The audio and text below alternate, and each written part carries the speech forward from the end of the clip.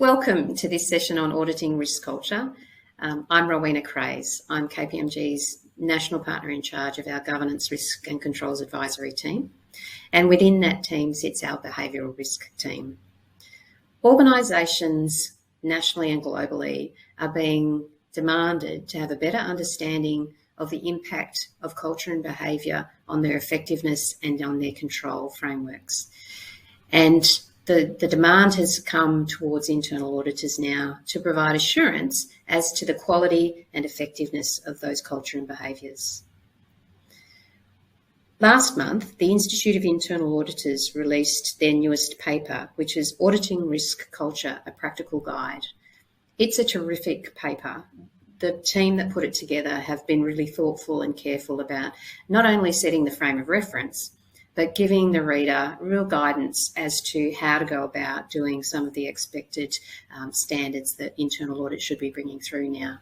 So I'd really recommend having a read of that paper. It's a very easy read.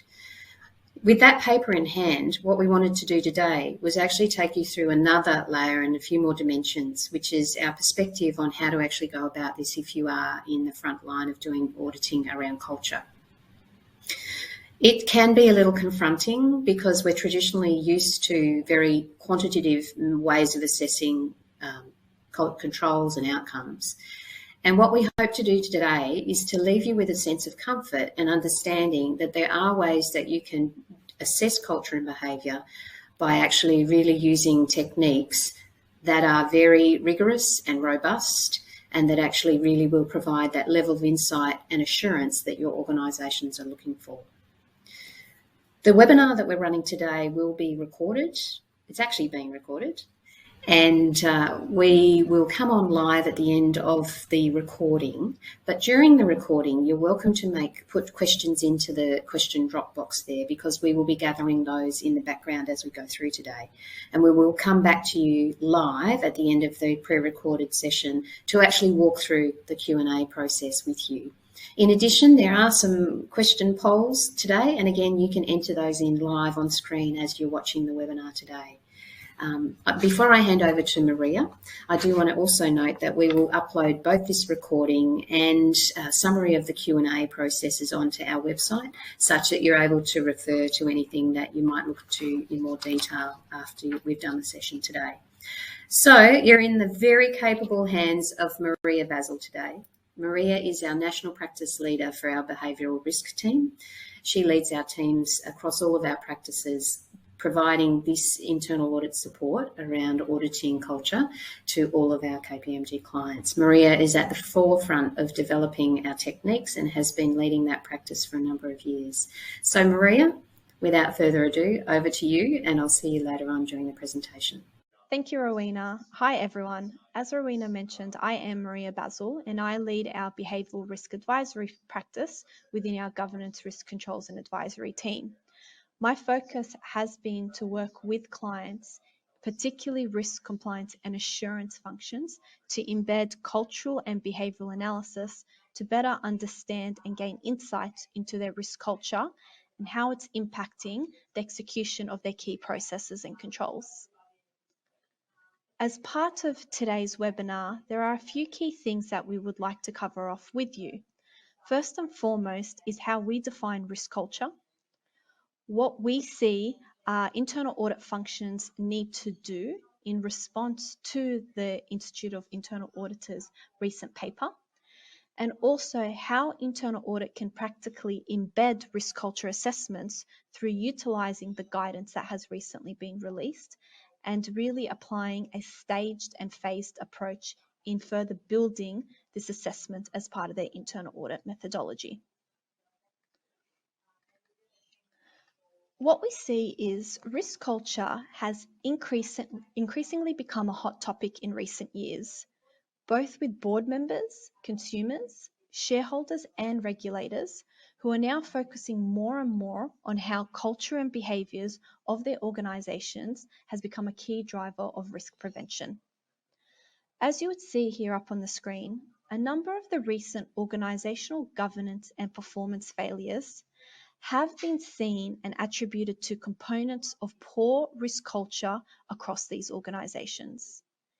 It is critical now more than ever for organizations to start proactively assessing their risk culture and understanding how this influences the prioritization and execution of their control environment. Now, before we go through the key contents of this webinar, there is a quick poll that we do want to do with you around how risk culture is currently embedded across your organization. Rowena, over to you. Hi folks, and I'm going to pop in and out and do the polling today. So this is the question that we actually wanted to set out today as an opening poll, which is around what are the main drivers of the focus on culture and behaviour in your organisation? And if we move through to the next slide, what you'll find is you're able to actually click on any of your answers here. So it's a live poll. You'll be able to click your selection there. And what we'll do as we come back on live at the end of the presentation today, we're hoping to bring you through the results of the live polling that you're doing right at this minute. So the main drivers of the focus on culture and behaviour in your organisation, is it the board?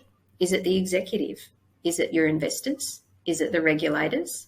Or are there other drivers for why your organisation has started to focus on culture and behaviour in terms of an enabler of great organisational outcomes? I'll give you a couple of moments there to finish off your selections, and then we'll move forward.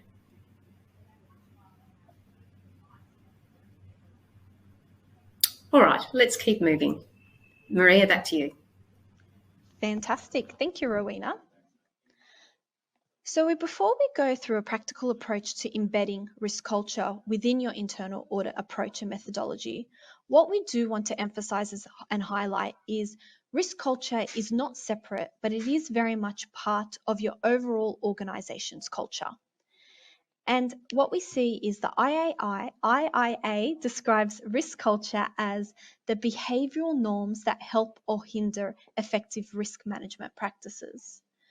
What we see is it is very much important to understand the different attitudes, behaviors, and norms towards risk management, and that will give some red flags or some indications in terms of how this aligns to the overall values, the assumptions, and the norms that sit underneath the overall organizational culture.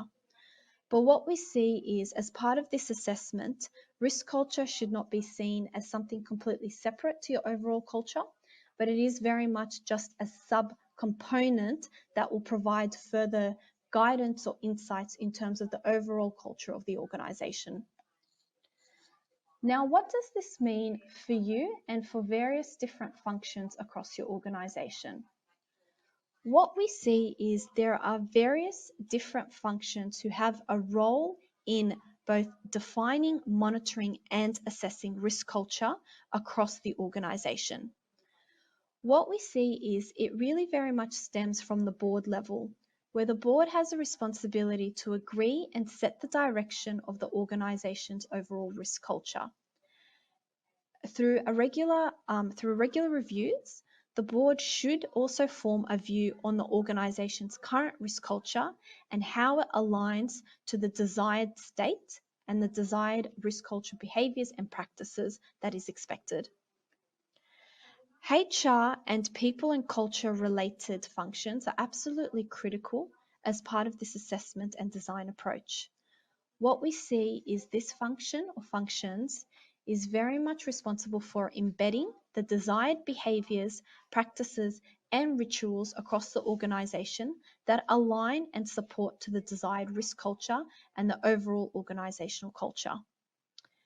These functions will provide deep insights in terms of the cultural drivers and the cultural priorities for your organization. Supporting HR we see there is a critical role for risk functions as well. And this is working closely with HR and people and culture related functions to perform deep dive qualitative and quantitative risk culture assessments to provide deep insights around some of the behaviors and attitudes towards risk management and how it's impacting the effectiveness of risk management practices embedded across the organization. So what does this mean for internal audit functions? we see they have a unique role to objectively assess how behaviours are influencing either a strong or weak control environment within your organisation. To do this, what we see internal audit is responsible for identifying behavioural or cultural themes that may provide a red flag to broader risk culture issues that may require further investigation, either by management or further deep dives by risk or HR and people and culture related functions. What internal audit has the opportunity to do is very much get to or embed a deeper lens to cultural assessments by very much understanding the behaviours and the attitudes towards risk management as part of individual internal audits, which then in turn allow you to provide a view in terms of the overall behaviours or cultures that are driving your overall risk culture. Before we go through the overall application, what we do want to go through is the strategic alignment that is required to ensure that there is consistency between each of these different various functions in embedding risk culture across the organisation. Rowena, I'll hand it over to you. So we've been doing this for a little while now, probably about 2.5 years to 3 years with this technique that we use. And I know that many of you are actually underway as well in providing assurance in your own organisations around culture. What that bit of time has given us is a little bit of lessons learned around preparing and being strategic in the way in which you're going to go about this. If you are new to this as a topic, before you dive in at the deep end, there really needs to be a change management approach taken to allow you to bring this through. It's quite a different approach for an internal audit function to do, looking at culture and behaviour. And it's quite, as I said at the outset, it's quite different to the quantitative approach that many of you would have been used to in the past. As I said, a lot of it's qualitative. So important that you set yourself up for success. And what does that mean? It means aligning yourself with the organisation's context. So how does the organisation talk about culture and behave in relation to culture at the moment? How does the board understand, or your senior stakeholders understand, be it your exec, or your audit committee? How do they understand that you intend to bring this through? How have you worked with HR, or think about HR or your culture teams around the frames of reference that they're using, and making sure that what you do is actually connected to the approach that they're taking? And finally, connecting through to your risk or second line functions, however they're framed up, because you want to make sure that what you're doing as the third line assurance provider is actually reflective of where the organisation is going. So don't bring through something that's different, that surprises people. So that's the strategic alignment piece. Communication engagement. Cannot emphasise too much to communicate and prepare your stakeholders for this, because, and I talk about it in this slide as well, start with the end in mind. Prepare them for what this might bring out in your reports, and the style of the commentary that you're going to make, and the way in which they need to react to it or respond to it or address it when it starts to come through. So communicating both with those stakeholders top down, but also the auditees that you're going to be working with. And I touched on this point as well. The last point I wanted to make on this slide was around talking the same language. Do not bring through a technique or a set of criteria that are really not in the frame of reference that your organisation uses or thinks or behaves. So that connectivity through to the central core of your organisation's culture, the way it thinks about its values, purpose, mission, the frame of reference that it uses is really key for you to use to align through. Maria will take us through a couple of different criteria that we use and that we've seen others use, but it is worth thinking about what currently exists in your organisational context that you can harness to bring through in your own approach to auditing culture. All right, back to you, Maria. Fantastic. Thank you, Rowena. So what you would have seen is the IIA guide produced in July 2021 outlined 10 key steps to embedding risk culture assessments as part of internal audit's approach. What we have done is, through these 10 steps, we have categorized them into 3 key stages that we see are critical to embedding this type of analysis long term to ensure that it's sustainable and actually drives the results that you need within your organization and within your function. We will go through each of these steps in further details in the subsequent slides, but to provide you with a summary, the first key step is to define your risk culture assessment strategy and approach. We see that is critical through consultations with management, with your board and your executives, as well as HR and risk, to ensure that there is a consistent alignment in the approach and the dimensions that are going to be used to assess your risk culture. The next stage is to embed your risk culture assessment and approach once it's been defined. We see that it is critical to then reflect on what changes need to be made to your internal audit methodology, tools, and templates to enable you to execute on the approach, but as well as identifying and addressing any capability gaps you see within your teams that may impact or hinder the quality or the effectiveness of these assessments. Once this has been embedded, we do see it's critical to then consistently execute and monitor on your risk culture approach. What we suggest is a phased and pilot approach is critical to embedding this assessment as part of your methodology to ensure any learnings that have been identified are reflected, but also using the insights identified to further inform target areas or focus areas where this analysis will be prioritized in the future. Before we go through each of these different steps in further details, there is another poll question that we would like to go through with you. Rowena, I'll hand it over to you to go through this one. Right, so what we're keen to do today is actually to really get a poll from you all as to the extent to which you've all developed an approach to assessing your own risk culture. We appreciate there's a range of people on the call today, and we expect the answers to be wide and varied here. So here you go. Again, you can click into any of these answers. So has your internal audit function, to the extent that you know, developed an approach to assess risk culture? So yes, somewhat, or no. We're making you pick it. There's no optional out there. So if you can take a moment, it should be a pretty quick poll here, and I think we can move on. Fantastic. Thank you, Rowena. So moving on to the 3-phased approach. The first one, as mentioned, is to define your risk culture assessment approach.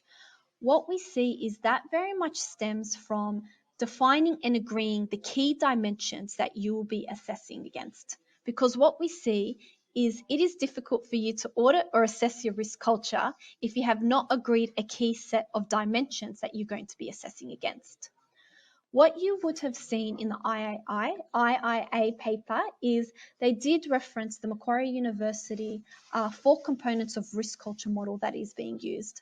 That is one out of multiple different frameworks and dimensions that are currently being used. Other ones, for example, are the APRA's 10 risk culture dimensions, which have also been recently developed, as well as KPMG's 8 key risk culture dimensions that we have developed based on extensive scientific research and analysis that we have performed around what influences behaviours and the interaction with the control environment. What we see is before you embark on this journey, it is absolutely critical for you to define what is the strategy and the dimensions that you will be assessing against, and ensuring that those dimensions align with your overall organizational culture frameworks, but also messaging and language that is used. It is important to agree this at the board, the executive and management level, to ensure that there is adequate understanding of each of these different dimensions and what is effectively going to be assessed against each one. Once you have agreed that framework and the dimensions that you will be assessing your risk culture on, it is key to start considering the various different approaches and methods to embed and analyze risk culture as part of your internal audit approach. What you'll see here up on the screen is examples of ways to embed the approach through various different methods, depending on the size and the level of maturity of your internal audit function. So as you would have seen, the paper goes and describes various different approaches, either at a service level risk assessment, deep dive risk assessment, or comprehensive thematic risk culture assessments. What we have outlined is some further examples of what these assessment approaches can look like based on our experience in embedding this with a number of our both local and global clients. If we start off with small to mid-sized internal audit functions, what we see is with these particular functions, at a minimum, a service level risk culture assessment can be performed as part of the internal audit approach.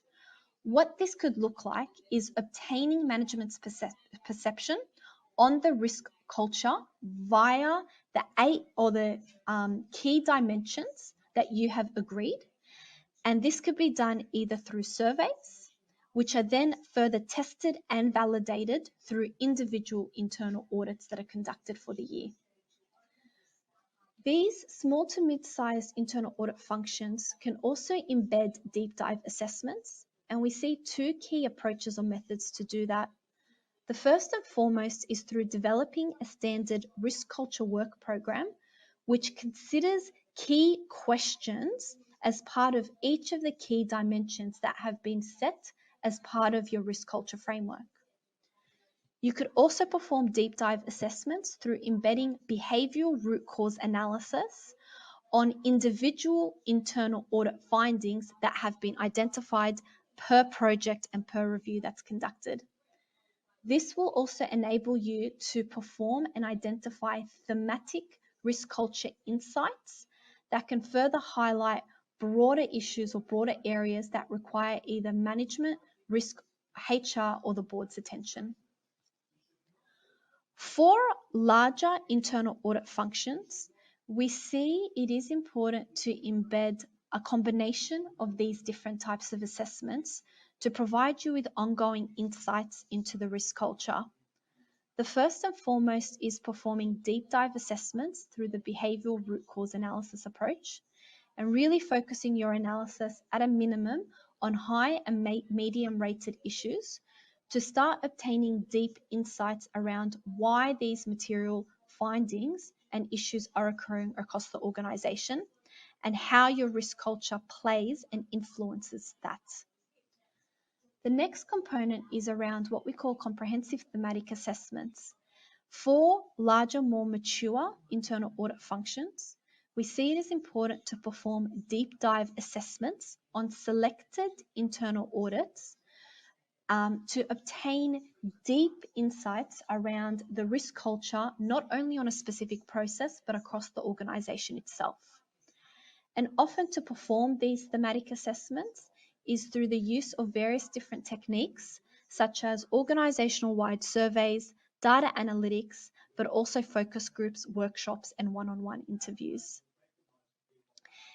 It is important through embedding different risk culture assessments for the year, conducting thematic analysis over time on these various different data points, and reporting those on a regular basis, both to the executives and the audit committee.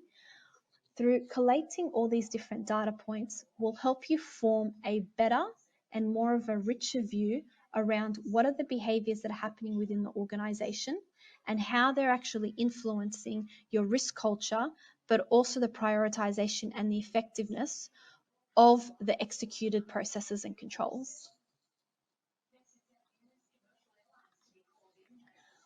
Once that has been defined in terms of your risk culture assessment approach and the methods that you will use to embed that approach, it is important to consider a variety of different questions or considerations around how to sustainably and effectively embed this as part of your internal audit.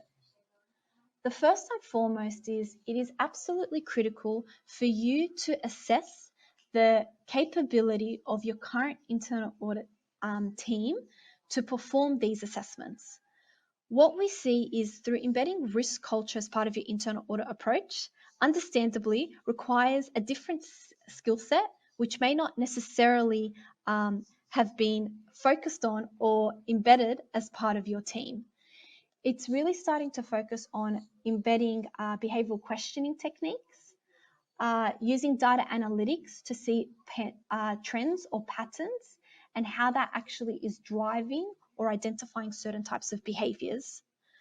What we see is absolutely critical is once you've defined the approach that you will take to embed your risk culture assessments, it is important to perform that capability assessment and capacity assessment to see where are there gaps and how will you address and remediate those.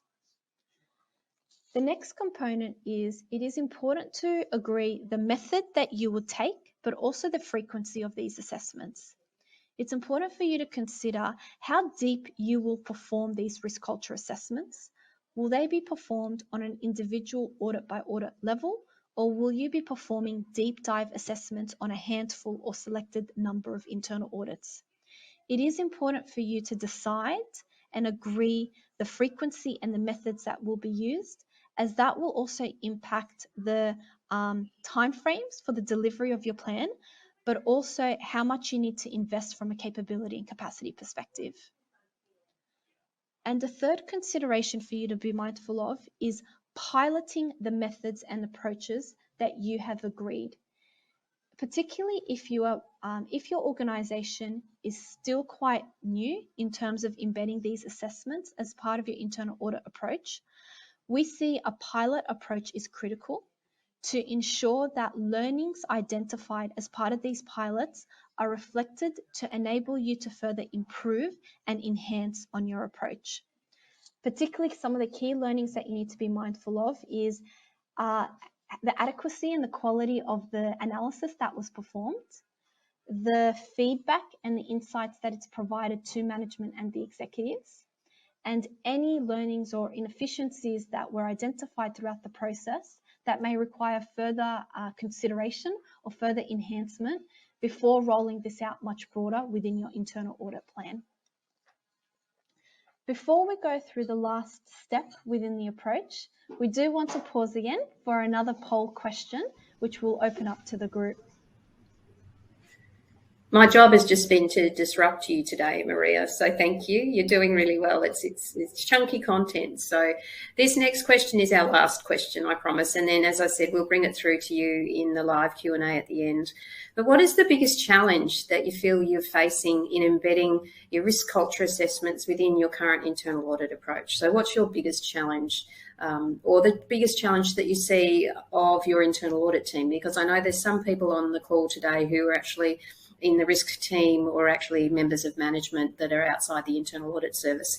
So what's the biggest challenge facing bringing risk culture assessments through into your internal audit approach? So there you have those question options there: resistance, limited capability, unsure how to embed it, or other. And the other will be interesting to explore if we receive a lot of the other at the end.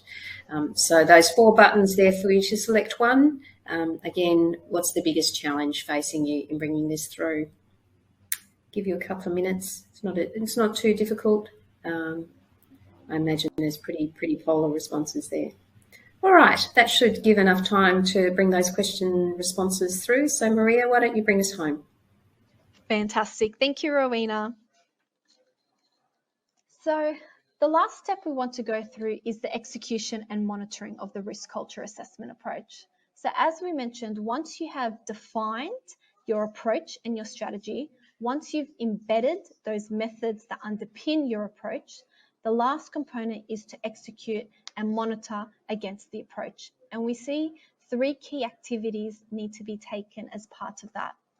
The first and foremost is conducting your risk culture assessment in line with your agreed method and approach. So whether it's the survey approach, the behavioural root cause analysis method, it is important to consistently apply that, ensuring that you've got the right work papers, you've got the right criteria that have been developed to enable you and your team to consistently embed that analysis based on the method that has been agreed. Once that has been performed, it is critical for you to start reporting on the risk culture insights. Now, as you would see here up on the screen, there are various different methods and ways for you to report on your insights based on the method that you've actually taken. What we see is, and the value that we've seen is through reporting these risk culture insights as part of individual internal audit reports, and where thematic analysis is performed, aggregating that in a thematic report, which is then shared with your executive and audit and risk committee members. This will then give an overall view in terms of, one, individual insights identified per internal audit reports on the risk culture, but also allowing thematic reporting to be performed to highlight key themes or trends in the risk culture that have been identified. The key things that we've gone through here is very much the 3 key steps that we see are important for you to embed it. What we see as the key takeaways is, if you are embarking on this journey or you are looking to reset the approach that you have taken, it is important for you to consider those 3 steps in terms of, have you defined and aligned your risk culture assessment approach across the organisation and across what HR and risk are doing? If not, that there is an absolute opportunity for you to do that. Ensure that there is consistency in the dimensions that you're using to assess and report on your risk culture. Agree the key methods and techniques that you will use to embed it. Now, what we've gone through here today are just some examples of what we've seen has effectively worked. But also, once you've identified these insights, consistently reporting on them, both to management and audit and risk committee and board members, to provide them with an ongoing view of the cultures and behaviours that you're seeing and how that's actually influencing the execution of the process and control environment. This effectively concludes the presentation that we wanted to go through with you and the key insights that we've identified based through our experience, but also through summarising what the guidance paper has recently released. But what we would like to do is pause there and open it up to the floor for any specific questions that you may have, and we'll spend a bit of time to go through that with you today. Moving forward, we'll move into looking at the responses from the poll questions. And the other thing that we have been watching in the background is your questions, and really good, thoughtful questions coming through there. So I'm going to give you some of these useful, great questions that have come through. And can I give everybody a sense of comfort? For those of you who might have missed some of the little opening comments, we will be loading these slides onto our portal, and so you'll also have the video and the slides as well. So take some comfort there. There's a question here, Maria, I actually wanted to direct to you from Richard. Where has it gone? Richard's question was, and it's quite a long one, but I'm going to paraphrase it, Richard. I hope you don't mind me doing so, was around, is this taking a step back? These ideas are really good, Maria, but I sense the line between the second and third line has been blurred, with internal audit stepping into the second line and attempting to provide basic oversight and initial assessment of the first line's management cultural activities. Would a cultural assessment better sit with the remit of the second line, who may develop the basic frameworks and tools, and then over which internal audit may provide independent and objective assurance? Maria, I think that that's a really useful question for you to answer, thinking about that client that you've been working with as you've started with them in the third line and now where you're going with the second line. Fantastic. Thank you, Rowena and Richard. Really great question. What we do see is, in short, there is a responsibility both for the second line and the third line. So going back in terms of what we went through as part of this webinar is, once you agree your approach, you need to align it with what risk is doing and what HR is doing. So what we mean by that is those examples that we walked you through in terms of ways that internal audit can embed it from a techniques and methodology approach, that needs to align with what the second line is doing. So what we mean by that is, for example, if the second line has matured their risk culture assessments and they've got a cycle in terms of what they perform deep dives on, Internal audit needs to be aware of that and then needs to understand, well, what types of assessments can they perform to complement that rather than duplicate that effort. And that is through, if that means for internal audit, that they embed those risk culture assessments on an individual audit perspective, that will nicely complement what the second line is doing, because the second line will be focusing more on deeper assessments, whereas internal audit will be performing ongoing assessments across multiple different processes and reviews. The thing to be mindful of, though, there is it is important for you to understand what is the second line doing and making sure that analysis of the assessments that you embed actually complement that rather than duplicate. The bit that I do want to highlight, though, is when you are assessing risk culture, it's not only assessing what the first line is doing, it's assessing it across all the organization, which also includes the second line. So what internal audit has also the opportunity to do is assess the behaviors that are actually happening within the second line and how that's actually influencing the attitudes, the voice, the profile, and the presence of risk as a function and risk as an offering towards the whole organization. But hopefully, Richard, that does answer it. But in summary, there's a role for both risk and internal audit to play in this, but it's critical for them to align their assessments to ensure they complement one another. But from our experience, what we see is internal audit can provide insights throughout their ongoing assessments rather than performing a deep dive at a point in time. Thanks, Maria. I'm going to pick up a question from, actually, this one's from Tracy Lawrence. Hello, Tracy. Tracy's made a comment today, which I suspect many people would be in a similar situation. Tracy says her challenge is organisational maturity in this space. Maria, I wonder if you can talk a little bit about the work that we've been doing with the people that we work with to help deepen maturity and openness to this.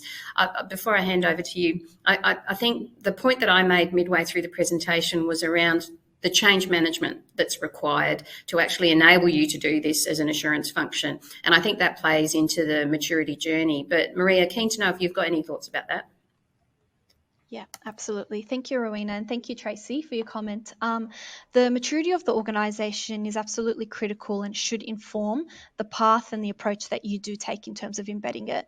The first part, regardless of the level of maturity within the organisation, we strongly encourage is you need to get the agreement with the board and your executive team. Particularly if you have not embarked on this journey just yet, you need to make sure that they are comfortable in terms of where internal audit is going and the thinking around this. In terms of the maturity of the organization, this should very much influence the approach that you start embedding and how that evolves. So what I mean by that is if within your organization there has been limited, exposure to these types of assessments, or the maturity is still quite low, our suggestion is to first embed it at a smaller scale. So for example, either through embedding it through behavioural root cause analysis or embedding it through very short, sharp questions that are being asked to collate still very relevant data points, but not too detailed that might actually be impacting the level of comfort or willingness for individuals to actually speak up. As your organization, though, matures, that's when you could start performing more deeper dive assessments, which may involve organizational surveys, data analytics, focus groups, and workshops. But what we do encourage is do not take more of those advanced approaches until the organization has improved its maturity and receptiveness towards these types of assessments. Thanks, Maria. Question from Jason. Welcome, Jason. Nice to have you on the call, Jason McCulloch. So just to clarify, you are doing these assessments as part of every internal audit engagement or a separate audit altogether? Maria? Really good question, Jason. So you could do it in one or two ways. So some of them we do embed as part of every single internal audit. So you could be developing a specific work program that goes as part of every internal audit, or you could embed behavioural root cause analysis as part of every internal audit. With more of the deep dives, we do not suggest that that is included for every single internal audit. We suggest you pick specific audits on the plan for you to perform those deep dives. And that should very much be driven on in terms of areas where there's high level of judgment, there may have been recent or ongoing issues or concerns, changes to the leadership structure or the team. They may warrant a deep dive, but we do not be suggesting that you do that analysis for every single review. Well done. A couple of related questions here, and some folk agreeing with Richard where risk culture assessments are being done in the second line, which is actually terrific to hear because this is quite a new technique or a new approach for a lot of people. The maturity varies, and so some places have a really strong second line, which is fantastic. So from an internal audit perspective, we should absolutely be playing that role in the third line, looking at the second line and examining how that level of control is being exercised as a second line function. But if your organisation's not that mature or experienced, there is an expectation, and some of our regulators are looking to this as well, around the role of internal audit to give comfort around culture. There is a related question in the chat, and I was just looking for it here. Someone asked a question around CPS 220, which definitely points to an organisation needing to, it reflects culture. CPS 220 is more directing the organisation to demonstrate it's got ways of assessing, understanding and controlling its culture as it relates to the impact on risk management. So it's definitely related. There's another question in here, and I know we've got quite a few folk on the line today from New South Wales, and it's around the New South Wales state government has a really useful document. It's called it's their Treasury Risk Management Maturity Assessment Tool. It's a guidance document, and it's actually got a really nice maturity assessment tool in there. And it has regard to culture. When you look into that, and I'd recommend it to people, and in fact, we might pop it onto when we load some of this material up, Maria, because I think it provides people with some helpful understanding of what are those elements that you might be able to use to assess risk culture with. And so the question today that came in around that tool, these things work and they're complementary. And again, one of the points that we were making was making sure that what you do actually matches your organisation's posture around culture and also your regulator posture around the cultural norms. So making sure that what you do actually reflects that and it adopts the structures that you need to actually work within. Oh, here's a question from Ross. Hello, Ross Tilley. What if risk and HR have not stepped into this space? Maria, do you want to take that one? Yeah, no, absolutely. So that is a common theme that we are seeing across organisations. What we do see is if there isn't work that has started to be done from a risk and HR perspective, that shouldn't preclude internal audit from commencing that journey. From some of the organisations that we have worked with, we've actually seen internal audit actually leading the charge in terms of these assessments. And what we've seen is risk and HR then seeing the value and then recognising that they need to be doing something in this space, which has then helped them to further evolve and build out their organisational-wide risk culture assessment and approach and what each of the different functions are doing. So what my suggestion is if within your organisation, HR and risk are either not doing anything at all or it is still fairly informal, I would suggest that this should not stop you from the approach that you embed. I encourage that you still walk them through in terms of what your thinking is and continue to keep that relationship going and that dialogue going, because if they do change and start implementing something across their structure, it is important to understand how this complements what the third line is doing and whether any changes need to happen to the approach.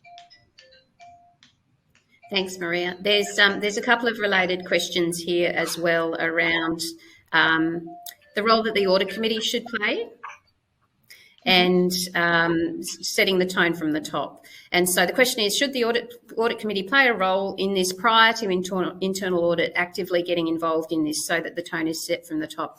Part of that change management program, and I touched on when I was talking to it, is actually they absolutely must. This is not something that you do bottom up or side in. It actually does absolutely need to be led from the top, both from the audit committee and the board level, and the executive, and the regulators are actually looking for that as an example of behaviour.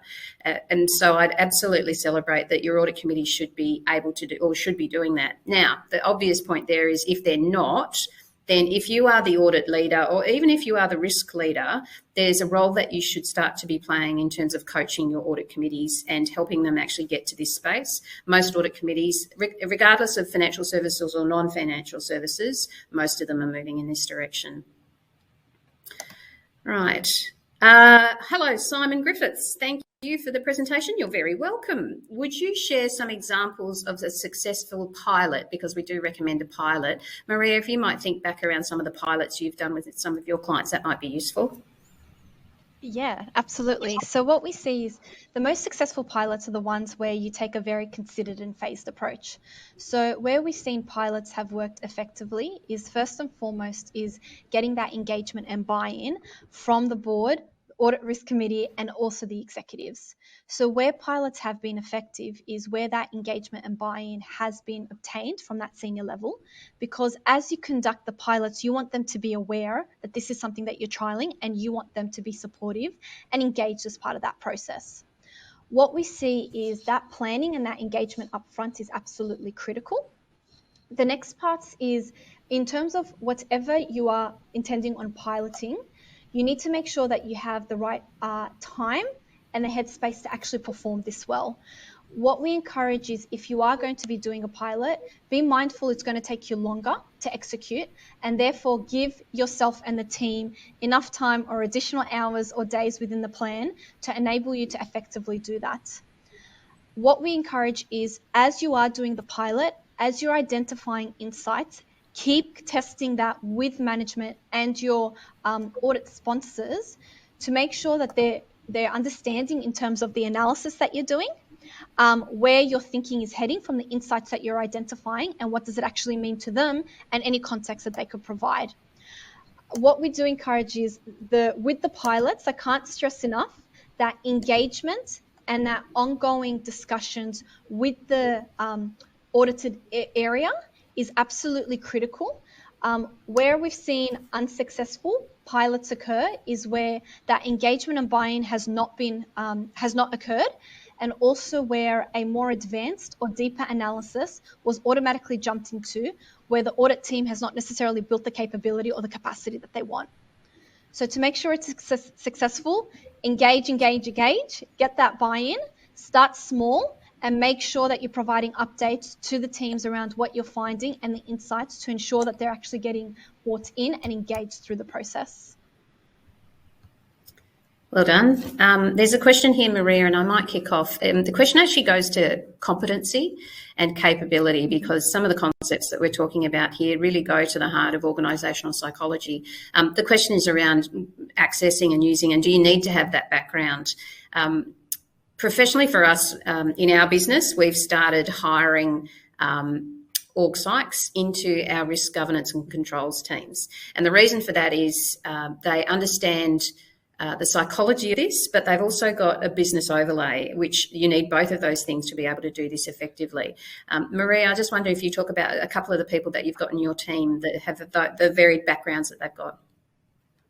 Yeah, no, absolutely. So we have started to build in terms of our skill set and a capability where within my team personally, I do have a variety of individuals with either deep HR experience or org psych experience as well. What we do see is we are very conscious that that's not always sustainable to be building a team with those deep experience. And what we see is it's the soft skills, people-related experience, as well as the deep risk and assurance experience that's actually needed. And what we see as a baseline is you don't necessarily have to be recruiting and hiring all these org psychs within your teams, but what you need to be doing is uplifting the capability of your teams, particularly around behavioural questioning techniques. And that's where we see as a fundamental gap where internal audit practitioners may not necessarily always feel comfortable to actually start probing in terms of those difficult conversations. So if this is something that you were going to invest in from a capability perspective, at a minimum, I strongly encourage that you are building the capability of your team, particularly around behavioural questioning techniques, how to have those difficult conversations, how to manage and navigate different views and perceptions, because that's the capability that you need to uplift to help you actually embed this effectively. There's a range of questions, and I've tried to summarise a few of them today. As I mentioned at the outset, what we'll do is actually gather those together in a series of FAQs. So we'll try and answer them more fully and appropriately, again, putting that all up onto our web for you. I've just asked the team to step back through the polling questions. So I thought this was interesting as we wrap up today. So the main drivers of the focus on culture and behaviour in your organisation, I thought this was really fascinating. Look at that, the board and the executive, with the exec just a nose ahead there. Interesting, no reaction from investors at the moment. And Richard Cassidy, I did see your comment around the fact that you think this is going to come along behind ESG as the next topic. So perhaps that investors' number will change over time. Regulators not numbered here. Look at that, 11%, which I actually was quite surprised about. So I think in the purpose of why we will be doing this, it's actually great news that the board and the exec are driving it. So I was actually really pleased to see that. So I might ask the team to move forward to the next poll question response. There we go. Has your internal audit function developed an approach to assess risk culture? No. So probably no surprise there. And again, great work by the Institute of Internal Auditors with their document, which should actually give you the foundation and the guide to get going on it. And of course, the materials that we're very happy to share with you today. So yeah, no, 45%, somewhat 29%, and yes, 25%. What would be interesting, and we haven't got that today, but it would be interesting to see what the sector overlay is there against those responses, to see if that is a sector-driven view of the world as well. So I might think that the financial services folk on the call probably are a little bit more advanced, given that they faced into this early on with their regulators. And moving on to the last slide, the biggest challenge, unsure how to do it. Well, exactly. Hence, great timing of the Institute again. And I think the piece that we've learnt all together is just start at the shallow end of the pool. So get your program thoughtfully structured, get those tools and diagnostics agreed, communicate with your stakeholders, and just gently go in and do a pilot, because the early days are quite challenging sometimes, because you do flush out things that people sometimes makes people a bit uncomfortable. So doing it safely, both for you and your auditees, is really key. But just I think the expectation is we've got to start taking those steps. Capability features here again today. That's interesting. Resistance from the exec and management team. If you've dropped that in today, I'd be really keen to understand more about that. So our contact details are pretty obvious on the web. If you've got any thoughts about that, I'm happy to keep it confidential, but I think that's fascinating. And again, keen to pull that apart a little bit as well, in terms of what else is going on that we can all face into to try and move this along. So I think that's our last poll question, if I'm not wrong. So we had nearly 350 people on the call today. And in KPMG land, that is a very large audience for something like this. And it told us immediately how focused you all were on getting into this material and starting to use it. So I hope that you found today helpful. You know where we are. We're pretty accessible and pretty generous with sharing. We don't want to keep this as a state secret, because we actually all benefit the more we share and the more we learn from each other. So thanks to Maria, who carried the lion's share of the content today. Shout out to Laura Magnuson in the background as well, and Monica Pham, who've also been working really hard on the materials today. Thanks to Margot Treby for her great work administering us, and also for the IT team sitting behind us. I hope you found that useful. In good news, it's Thursday. For those of you who are at home still, we're sending you all our strength and good wishes for a very quick end to this time that we're in, and just take one day at a time and we will get to the other side. So wishing you all a happy end to the week, and we will see you all in one way soon or the other.